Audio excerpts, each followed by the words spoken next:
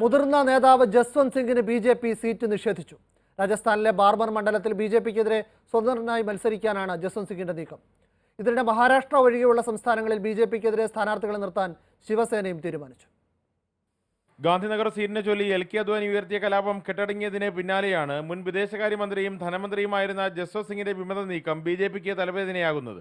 രാജസ്ഥാനിലെ ബാർമർ മണ്ഡലം വേണമെന്ന ജസ്വന്ത് സിംഗിന്റെ നിലപാടിനോട് മുഖ്യമന്ത്രി വസുന്ധര രാജെ യോജിച്ചില്ല. നരേന്ദ്രമോദിക്കും ജസ്വന്ത് സിംഗിന് സീറ്റ് നൽകാൻ താല്പര്യമില്ലായിരുന്നു.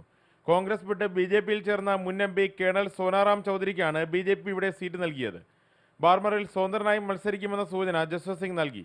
24-ന് ജസ്വന്ത് സിംഗ് ഇവിടെ നാമനിർദ്ദേശ പത്രിക നൽകും. ഉത്തർപ്രദേശിലെ ഝാൻസിയിൽ ടിക്കറ്റ് കിട്ടിയ ഉമാഭാരതിയും സന്തുഷ്ടയല്ല.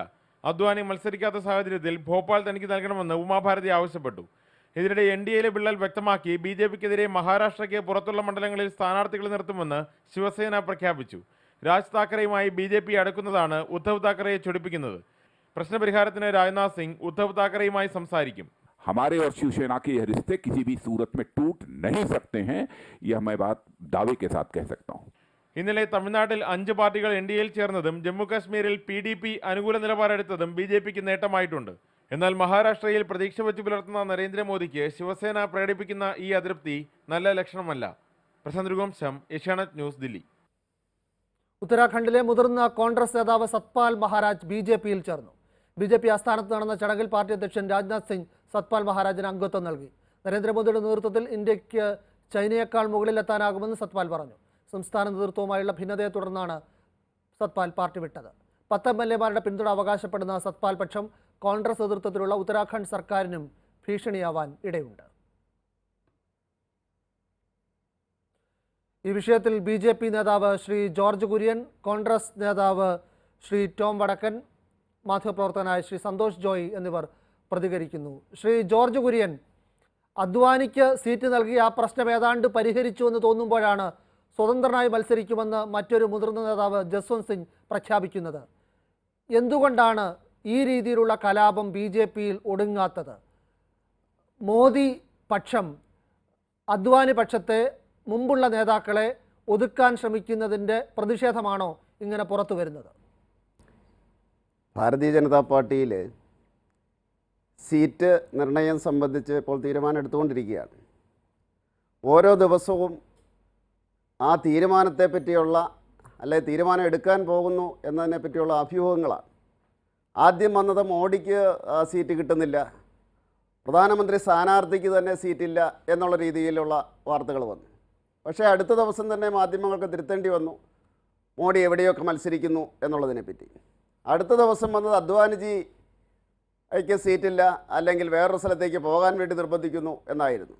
അദ്വാനിജി അവസാനം പത്രക്കുറിപ്പ് ഇറക്കി ഞാൻ ഗാന്ധിനഗറിൽ തന്നെ മത്സരിക്കുമെന്ന്. ഇപ്പോൾ ജസ്വന്ത് സിംഗിൻ്റെ ചർച്ച വന്നിട്ടുണ്ട്. തീർച്ചയായിട്ടും ചർച്ച ചെയ്യുകയും അതിൻ്റെ അടിസ്ഥാനത്തിൽ പരിഹാരം കണ്ടെത്തുകയും ചെയ്യും. അതാണ് പാർട്ടിയുടെ ജനാധിപത്യപരമായിട്ടുള്ള രീതി. ഇതുവരെയും എല്ലാ ഇലക്ഷനും ആ രീതിയിലാണ് നടത്തിയിട്ടുള്ളത്. ഇപ്രാവശ്യവും അങ്ങനെയാണ്. അതിൽ നിന്ന് യാതൊരു മാറ്റവുമില്ല. പക്ഷേ ശ്രീ ജോർജ് കുര്യൻ, ഈ മോദിയുടെ വാരാണസി സീറ്റിൻ്റെ കാര്യമാണെങ്കിലും അദ്വാനിയുടെ ഭോപ്പാൽ ഗാന്ധിനഗർ തർക്കമാണെങ്കിലും ഇപ്പോൾ ഉയർന്നിരിക്കുന്ന ജസ്വന്ത് സിംഗിൻ്റെ രാജസ്ഥാനിലെ സീറ്റ് സംബന്ധിച്ചാണെങ്കിലും ഇത് മാധ്യമങ്ങൾ ഉണ്ടാക്കിയ പ്രചാരണം മാത്രമാണോ? ചർച്ച നടന്നു, ഞാൻ പറഞ്ഞല്ലോ, തീർച്ചയായിട്ടും ചർച്ച നടന്നിട്ടുണ്ട്. പക്ഷേ തുടങ്ങുന്ന അവസരത്തിൽ തന്നെ അഭ്യൂഹങ്ങൾ പരക്കുന്നു. കാരണം മോഡിക്ക് ഉത്തർപ്രദേശിൽ സീറ്റ് കിട്ടാൻ വേണ്ടി വാരണാസി അത് കിട്ടാൻ സാധ്യതയില്ല എന്നായിരുന്നു ഒരു ദിവസത്തെ മുഴുവൻ ന്യൂസ്. അടുത്ത ദിവസം അത് മാറിയ അവസരത്തിൽ സീനിയർ നേതാവായിട്ടുള്ള മുരളി മനോഹർ ജോഷിനെ ഒതുക്കി എന്നാക്കി. അടുത്ത ദിവസമുണ്ടായത് അദ്വാനിക്ക് സീറ്റില്ല എന്നാണ്. അതിൻ്റെ അടുത്ത ദിവസം അത് അദ്വാനിക്ക് സീറ്റുണ്ട്, അത് ഗാന്ധിനഗറിലാണ്. പിറ്റേ ദിവസം ഉണ്ടായത് ഗാന്ധിനഗർ മാത്രമല്ല ഭോപ്പാലുമുണ്ട്, മത്സരിക്കാം. ഈ രണ്ടാമത്തെ ദിവസം അദ്വാനിജിയുടെ പത്രക്കുറിപ്പ് വന്നു, ഞാൻ ഗാന്ധിനഗറിലാണ് മത്സരിക്കുന്നത്. മധ്യപ്രദേശുകാർ ആവശ്യപ്പെട്ടിരുന്നു, അവരോട് നന്ദിയുണ്ട്, പക്ഷേ പാർട്ടിയുടെ തീരുമാനത്തിൻ്റെ അടിസ്ഥാനത്തിൽ ഗാന്ധിനഗറിൽ മത്സരിക്കുന്നു. ഇതേ രീതിയിൽ തന്നെ ഇപ്പോൾ ജസ്വന്ത് സിംഗിൻ്റെ വരുന്നു. തീർച്ചയായിട്ടും ചർച്ച ചെയ്യട്ടെ, ചർച്ച ചെയ്യുകയും പ്രശ്നങ്ങൾ പരിഹരിക്കപ്പെടുകയും ചെയ്യും. അതിനപ്പുറത്തേക്ക് ഒരു കലഹം എന്ന് പറയുന്നത് ശരിയല്ല. ശ്രീ ജോർജ് കുര്യൻ, ഈ മോദിയുടെ വാരാണസി സീറ്റിൻ്റെ കാര്യത്തിൽ തർക്കമുണ്ടാക്കിയത് മാധ്യമങ്ങളല്ല. വാരാണസി സീറ്റ് വിട്ടുകൊടുക്കില്ല, വാരാണസിയിൽ തന്നെ മത്സരിക്കുമെന്ന് പറഞ്ഞത് നിങ്ങളുടെ മുതിർന്ന നേതാവ് മുരളി മനോഹർ ജോഷി തന്നെയാണ്. അദ്വാനിയുടെ കാര്യത്തിൽ ഗാന്ധിനഗർ സീറ്റിൻ്റെ കാര്യം, അദ്വാനിയുടെ സീറ്റിൻ്റെ കാര്യം, അത് ഭോപ്പാലാണോ ഗാന്ധിനഗറാണോ എന്നൊക്കെ തീരുമാനിക്കുന്ന ഈ തെരഞ്ഞെടുപ്പ് സമിതി യോഗത്തിൽ അദ്വാനി പങ്കെടുത്തില്ല. അദ്ദേഹം അങ്ങനെ പ്രതിഷേധം അറിയിച്ചപ്പോഴാണ് എല്ലാം മാധ്യമങ്ങൾ ഉയർത്തിയ ചർച്ചയാണ് ഓരോ ദിവസവും ഓരോ വാർത്ത വന്നുവെന്ന വാദം ശ്രീ ജോർജ് കുര്യൻ ഉയർത്തുന്നത്. അദ്വാനിജി ആ ഇലക്ഷൻ കമ്മിറ്റിയിൽ പങ്കെടുക്കാത്തതിൻ്റെ വ്യക്തമായിട്ടുള്ള കാരണം പറഞ്ഞു. 2 സംസ്ഥാന ഘടകങ്ങൾ അദ്ദേഹം ആ സംസ്ഥാനത്ത് മത്സരിക്കണം എന്ന് പറഞ്ഞുകൊണ്ട് അവരാവശ്യപ്പെടുന്ന അവസരത്തിൽ പാർട്ടി തീരുമാനിക്കട്ടെ എവിടെ മത്സരിക്കണം എന്ന്. ഒരാളുടെ കൂടെ ഒരാൾക്ക് സപ്പോർട്ട് ചെയ്തിട്ട് ഞാൻ മറ്റവരെ നിരാശരാക്കാൻ ആഗ്രഹിക്കുന്നില്ല എന്നാണ് അദ്ദേഹം പറഞ്ഞത്. അതുകൊണ്ടാണ് പത്രക്കുറിപ്പിൽ പറഞ്ഞത് മധ്യപ്രദേശിലെ മുഖ്യമന്ത്രിക്കും അവിടുത്തെ പാർട്ടിയുടെ സംസ്ഥാന പ്രസിഡന്റിനും അദ്ദേഹം നന്ദി പറഞ്ഞത്. മുരളി മനോഹർ ജോഷി അദ്ദേഹത്തിൻ്റെ അഭിപ്രായം പറഞ്ഞു. ഇത് ഭാരതീയ ജനതാ പാർട്ടിയിൽ അങ്ങനെ അഭിപ്രായം പറയാനുള്ള അവകാശമുണ്ട്. മാത്രമല്ല വേറൊരു കാര്യം ശ്രദ്ധിക്കേണ്ടത്, ഇവരൊക്കെ തന്നെയാണ് പാർലമെൻ്ററി ബോർഡ് മെമ്പേഴ്സും. അദ്ദേഹം അഭിപ്രായം പറയുകയും പാർട്ടിയുടെ അഭിപ്രായം അദ്ദേഹം മാനിക്കുകയും ചെയ്തു. അങ്ങനെയല്ലേ ഒരു ജനാധിപത്യ സംവിധാനത്തിൽ ഒരു പാർട്ടിയും ഒരു രാജ്യവും പ്രവർത്തിക്കേണ്ടത്? അങ്ങനെയാണെന്നാണ് ഭാരതീയ ജനതാ പാർട്ടിയുടെ പ്രവർത്തകരും നേതാക്കന്മാരും വിശ്വസിക്കുന്നത്. അതാണ് പാർട്ടിയുടെ ജനാധിപത്യ പ്രക്രിയ. ഇപ്പോൾ എന്തായാലും ജസ്വന്ത് സിംഗിന് സീറ്റില്ല. ജസ്വന്ത് സിംഗിന് സീറ്റ് നൽകാതെ നിങ്ങൾ കൊടുത്തത് കോൺഗ്രസ് വിട്ടിപ്പോൾ BJPയിൽ വന്നവർക്കാണ്. അതാണ് പഴയ കാലത്തെ നേതാക്കൾ, ഈ അദ്വാനി പക്ഷത്തുനിന്ന് ഞങ്ങൾ പറയുന്ന നേതാക്കൾ പലപ്പോഴും ആരോപിക്കുന്നത്. കാരണം ഇപ്പോൾ പാർട്ടി വിട്ടുവരുന്നവർക്ക്, കോൺഗ്രസ് വിട്ടുവരുന്നവർക്ക്, മറ്റു പാർട്ടികൾ വിട്ടുവരുന്നവർക്ക് സീറ്റ് കൊടുക്കുന്നു. പക്ഷേ BJPയുടെ യഥാർത്ഥ നേതാക്കൾക്കോ മുമ്പുണ്ടായിരുന്നവർക്കോ ഇല്ല. അദ്വാനി പക്ഷം എന്ന് പറയുന്നത് എന്തിൻ്റെ അടിസ്ഥാനത്തിലാകുമെന്ന് എനിക്ക് മനസ്സിലാകുന്നില്ല. ജസ്വന്ത് സിംഗ് ഒരു പുസ്തകം എഴുതുകയും അദ്വാനിജിക്കെതിരെ രൂക്ഷമായിട്ട് വിമർശനങ്ങൾ ഉയർത്തുകയും ചെയ്ത് അദ്ദേഹം പാർട്ടി വിട്ടു പോവുകയും വീണ്ടും തിരിച്ച് വരികയും ചെയ്തതാണ്. ഏതൊക്കെ വർഷങ്ങളിലാണ് അദ്വാനി പക്ഷവും അല്ലാത്ത പക്ഷവും എന്നുള്ളത് എനിക്ക് മനസ്സിലാകുന്നില്ല. അദ്ദേഹത്തെ പറ്റി നേരത്തെ പറഞ്ഞിരുന്നത് വാജ്പേയി പക്ഷമെന്നാണ് മാധ്യമങ്ങൾ പറഞ്ഞിരുന്നത്. ഈ മുതിർന്ന നേതാക്കൾ, മുമ്പുള്ള നേതാക്കൾ, ഈ മോദി നേതൃത്വത്തിലേക്ക് വരുന്നതിന് മുമ്പ് ദേശീയ നേതൃത്വത്തിൽ ഉണ്ടായിരുന്നവർ, തീർച്ചയായിട്ടും മോഡി നേതൃത്വത്തിലേക്ക് വരുന്നതിന് മുമ്പാണ് ജസ്വന്ത് സിംഗ് പാർട്ടി വിട്ടിട്ട് പോയത്, വീണ്ടും പാർട്ടിയിൽ വന്നത്.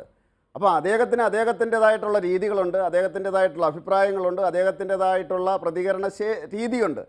അപ്പോൾ അതിനെ തീർച്ചയായിട്ടും പാർട്ടി മാനിക്കുന്നു. പക്ഷെ പാർട്ടി ഒരു തീരുമാനം എടുത്തു കഴിഞ്ഞാൽ അദ്ദേഹം അനുസരിക്കും എന്നാണ് എൻ്റെ വിശ്വാസം. ശ്രീ ടോം വടക്കൻ, ഈ രീതിയിൽ BJPയിൽ ഒരു ജനാധിപത്യ പാർട്ടി എന്ന നിലയിൽ നിലനിൽക്കുന്ന ആശയക്കുഴപ്പവും അഭിപ്രായ ഭിന്നതയും മാത്രമേ നിങ്ങളും കാണുന്നുള്ളൂ?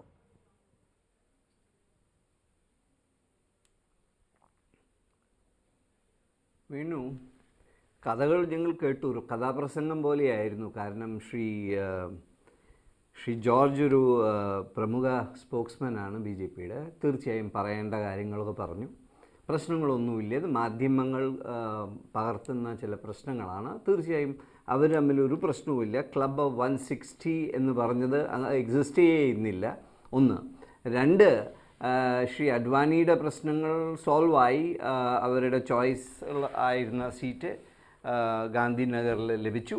അതിലും അപ്പുറം ഇപ്പോൾ ജസ്വന്ത് സിംഗ് സമയത്തൊക്കെ ഉപയോഗിച്ചു. അയാളെ ടെററിസ്റ്റുമാരെ കാണ്ടാറിൽ കൊണ്ടുപോകാൻ ജസ്വന്ത് സിംഗിനെ പ്രയോഗിച്ചു. അതൊക്കെ കഴിഞ്ഞു, കാര്യങ്ങളൊക്കെ കഴിഞ്ഞപ്പോൾ ജസ്വന്ത് സിംഗിനെ ഡംപ് ചെയ്യാറായി.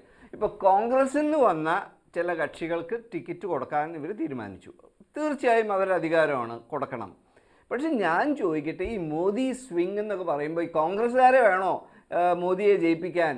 ഇതാണോ സ്ഥിതി ഇവരുടെ?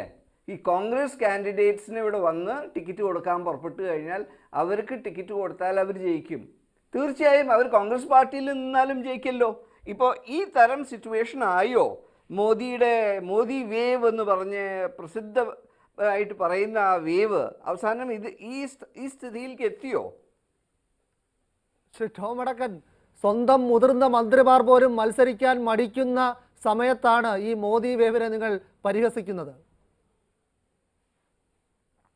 വീണു, ഇന്നത്തെ അനൗൺസ്മെൻറ്റ് വായിച്ചു കാണും.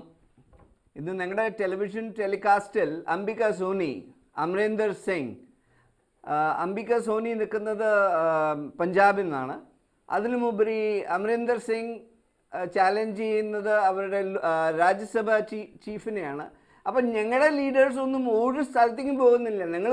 നിങ്ങൾ ചിദംബരത്തിനെ പറ്റിയിട്ടായിരിക്കും. ആരാ? മനീഷ് തിവാരി. മനീഷ് തിവാരിക്ക് ഒരു മെഡിക്കൽ കണ്ടീഷനുണ്ട്. ആ മെഡിക്കൽ കണ്ടീഷൻ്റെ ഡോക്ടേഴ്സ് റിപ്പോർട്ട് വന്നു കഴിഞ്ഞ് തീർച്ചയായും മത്സരിക്കണം എന്ന് പറഞ്ഞ് നിൽക്കുന്നു. ഒരു മെഡിക്കൽ കണ്ടീഷൻ്റെ പേഷ്യൻ്റാണ് മനീഷ് തിവാരി. അപ്പോൾ ആ മെഡിക്കൽ സർട്ടിഫിക്കേഷൻ വന്നു കഴിഞ്ഞാൽ മെഡിക്കലി ഫിറ്റ് ആണെങ്കിൽ തീർച്ചയായും മത്സരിക്കും. അപ്പോൾ അങ്ങനെ ഒരു മെഡിക്കൽ കണ്ടീഷൻ പി ചിദംബരം മകനെ ഇറക്കി മാറി നിൽക്കുന്നതോ?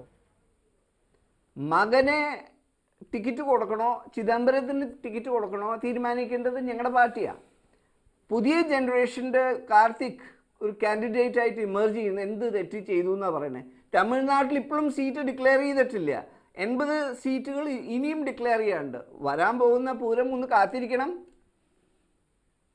അതായത് ഇവരൊക്കെ പുതിയ തലമുറയ്ക്ക് വേണ്ടി മാറി നിൽക്കുന്നതാണ്, അല്ലാതെ ചിദംബരത്തിന് ശിവഗംഗയിൽ മത്സരിക്കാൻ പേടിയുള്ളത് കൊണ്ടല്ല, ആത്മവിശ്വാസം ഇല്ലാത്തത് കൊണ്ടല്ല. പേടി എവിടെയാ സംഭവിച്ച വിനു? വാരണാസിയിൽ പോയി ആ കാൻഡിഡേറ്റ് സാധാരണ ഒരു ഗംഗാ സ്നാൻ ചെയ്തിട്ടാണ് ഒരു കാൻഡിഡേറ്റ് അവിടെ നിന്ന് ഇമേർജ് ചെയ്യുക. അതുകൂടാതെ നേരെ പോയി ഇവിടെ വഡോരയിൽ പോയി ഫയൽ ചെയ്യുക നോമിനേഷൻ. ആരാണ് ഓടണേ? നിങ്ങൾ റിയാലിറ്റി ചെക്ക് ചെയ്യൂ. ഞങ്ങളുടെ കാൻഡിഡേറ്റ്സ്, ഞങ്ങളുടെ കോൺഗ്രസ് പ്രസിഡന്റ് അവരുടെ കോൺസ്റ്റിറ്റ്യുവൻസിയിൽ നിൽക്കുന്നു, വൈസ് പ്രസിഡന്റ് അവരുടെ കോൺസ്റ്റിറ്റ്യുവൻസി, ഒരു സെക്കൻഡ് കോൺസ്റ്റിറ്റ്യുവൻസിയിലേക്ക് ആരും തന്നെ ഓടുന്നില്ല. ടോമടക്കൻ, ചരിത്രം മറക്കരുത്. നിങ്ങളുടെ ഈ പ്രസിഡന്റ് മുമ്പ് 2 ഇടത്ത് മത്സരിച്ചിട്ടേ ഇല്ല. ഞങ്ങളുടെ പ്രസിഡന്റ് പാൻ ഇന്ത്യൻ ഒരു എസ്റ്റാബ്ലിഷ് ചെയ്യാനുള്ള ലീഡർഷിപ്പിനാണ്. അല്ലാതെ ഗുജറാത്തിൽ പോയി സ്വന്തം നാട്ടിൽ പോയി അവിടെ സേഫ് സീറ്റ് തപ്പി നടക്കുന്ന വിഷയമല്ല. അത് തന്നെയാണ് മോദിയും. മോദി ഗുജറാത്തിന് പുറത്ത് സ്ഥാനം ഉറപ്പിക്കാനും അവരുടെ പാർട്ടിയുടെ മത്സരത്തിന് കൂടുതൽ കരുത്ത് പകരാനും ഉത്തർപ്രദേശിൽ മത്സരിക്കുന്നുവെന്നാണ് BJP പറയുന്നത്. ആ സേഫ് സീറ്റ് തപ്പി വാരണാസിയിലേക്ക് പോകുന്നു. വേറെ സീറ്റില്ലേ? ലക്നൌവിൽ പോവാലോ. അപ്പോൾ ആ ജോഷി അവിടെ ഇത്ര വർഷങ്ങളായി മത്സരിക്കുന്ന ആ വ്യക്തിയെ നീക്കി ഈ മോദി കൊണ്ടുവന്നു. അവിടെയും കോൺഫിഡൻസ് ലെവലില്ല. അതുകൂടാതെ ഗാന്ധിനഗർ ബറോഡയിലേക്ക് പോയിരിക്കുന്നു ഫൈറ്റ് ചെയ്യാൻ. ആർക്കാ ചങ്കൂറ്റം? എന്ത് ചങ്കൂറ്റാ കാണിക്കുന്ന ഈ വ്യക്തി? ശ്രീ ടോമടക്കൻ, ഈ 2 മണ്ഡലങ്ങളിൽ മത്സരിച്ചവരിൽ നിങ്ങളുടെ കരുത്തയായിരുന്ന നേതാവ് ഇന്ദിരാഗാന്ധി ഉണ്ട്, ഇപ്പോഴത്തെ നേതാവ് സോണിയാഗാന്ധി ഉണ്ട്. അവരൊക്കെ മത്സരിച്ചപ്പോഴും സുരക്ഷിത മണ്ഡലങ്ങൾ തന്നെയാണ് തിരഞ്ഞെടുത്തത്. വിനു, ഒരു കാര്യം മനസ്സിലാക്കണം. ഇത് പാൻ ഇന്ത്യൻ ലീഡേഴ്സാ. ആ ഗാന്ധിനഗർ ഒരു മുഖ്യമന്ത്രി ചെറിയൊരു മുഖ്യമന്ത്രിയല്ല. അവർ സൗത്തിൽ മത്സരിച്ചു, തീർച്ചയായും നോർത്തിലും മത്സരിച്ചു, 2 സീറ്റും ജയിച്ചു വന്നു. പക്ഷേ ഈ തരം മോദി വേവ് അത്ര ഈ രാജ്യത്ത് എവിടുത്തെ വേവ് എന്നാണ് ഞാൻ ചോദിക്കട്ടെ. ഈ 2 സീറ്റിൽ മത്സരിക്കേണ്ട വല്ല ആവശ്യമുണ്ടോ? ഈ വേവ് ഉണ്ടെങ്കിൽ ഈ തരം ഓടിപ്പോക്ക് കാണുമോ? അതാണ് വേവ് ഉണ്ടെന്ന് ഞങ്ങളാരും കരുതുന്നുമില്ല. കാരണം ഈ പ്രവചിക്കുന്ന 200 220 സീറ്റ് ഒരു തരംഗത്തിന്റെ സൂചനയല്ലല്ലോ. അത് ഈ ഇന്ദിരാവധത്തിന് ശേഷവും ഒക്കെ നടന്ന ഈ 400 സീറ്റിലേറെ നേടുമ്പോഴൊക്കെയാണ് ഒരു തരംഗമെന്ന് നമുക്ക് പറയാൻ കഴിയുന്നത്. അങ്ങനെ ഒരു തരംഗമില്ലെന്ന് തന്നെ വെക്കാം. പക്ഷേ എന്തുകൊണ്ടാണ് നിങ്ങളുടെ നേതാക്കൾ, ഒരുപാട് ആളുകൾ, മുൻ മുഖ്യമന്ത്രിമാർ, മുൻ MP-മാർ, സിറ്റിംഗ് MP-മാർ ഒക്കെ ഈ BJP പാളയത്തിലേക്ക് ഇങ്ങനെ കൂട്ടത്തോടെ ഒഴുകുന്നത്? വിനു, ഇതിന് 2 ഉത്തരവുണ്ട്. ഞങ്ങളുടെ ലീഡർമാരെ പിടിച്ച് ഇവർക്ക് ഇലക്ഷൻ ജയിക്കണമെങ്കിൽ ഇവരുടെ ഗതി എന്താണെന്ന് ചോദിക്കോ. കറപ്ഷൻ്റെ അക്യൂസിനെ ഒക്കെ അവർ പിടിച്ച് കാൻഡിഡേറ്റ്സ് ആക്കാൻ പോകുന്നു. ഞങ്ങൾ കറപ്റ്റ്, ഇവർ കറപ്റ്റ് അല്ല. ഈ കാൻഡിഡേറ്റ്സ് തന്നെ വരണം ഇവരെ ജയിപ്പിക്കാൻ. എന്ത് കഷ്ടമാണെന്ന് നോക്കൂ. അല്ല, ഈ അഴിമതിയുടെ പേരിൽ മാത്രമല്ലല്ലോ, അല്ലാതെ എത്രയോ നേതാക്കൾ നിങ്ങളുടെ കൂടാരം വിട്ടുകഴിഞ്ഞു. നിങ്ങൾ ഇന്ന് റെഫർ ചെയ്യുന്നത് ഈ സത്പാൽ മഹാരാജാണ്. സത്പാൽ മഹാരാജിനൊരു പ്രോബ്ലം ഉണ്ട്. മുഖ്യമന്ത്രി ആവണമെന്ന് താല്പര്യം ഉണ്ടായിരുന്നു ആ സ്റ്റേറ്റിൽ. പക്ഷെ ഒരു സ്റ്റേറ്റിൽ ഒരു മുഖ്യമന്ത്രിയെ ഉണ്ടാവാൻ പറ്റുമോ? ശ്രീ റാവത്തിനെ ആക്കി. അപ്പോൾ അവിടെ ഒരു ഡിസ്കണ്ടന്റ് ഉണ്ട്. തീർച്ചയായും അങ്ങനത്തെ ഒരു സിറ്റുവേഷനിൽ പാർട്ടി മാറുന്നു. ആ വ്യക്തിക്ക് ടിക്കറ്റ് കൊടുക്കണം ഇവരെ. കാരണം ഇവരുടെ കയ്യിൽ വേവൊന്നുമില്ല. വേവ് എന്ന് പറയുന്ന സംഗതി ടോട്ടൽ ഫ്ലോപ്പാണ്. അത് BJP ഒന്ന് മനസ്സിലാക്കി കൊടുക്കാൻ നിങ്ങൾ ശ്രമിച്ചാൽ നന്നാവും രാജ്യം. ശ്രീ സന്തോഷ് ജോയ്,